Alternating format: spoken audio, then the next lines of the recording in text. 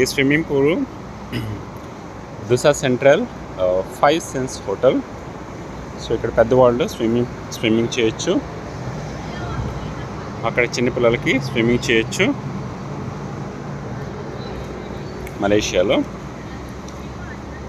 మలేషియాలో ఏంటంటే మనం ట్విన్ టవర్స్ చూడొచ్చు, మ్యూజియం చూడొచ్చు, జింతాన్ చూడొచ్చు, ఇంకా మౌంటైన్ ప్లేసెస్ చాలా చూడొచ్చు. మన టైం ఇక్కడ బాగా స్పెండ్ చేయొచ్చు. ఖర్చు అనేది రీజనబుల్గానే ఉంటుంది.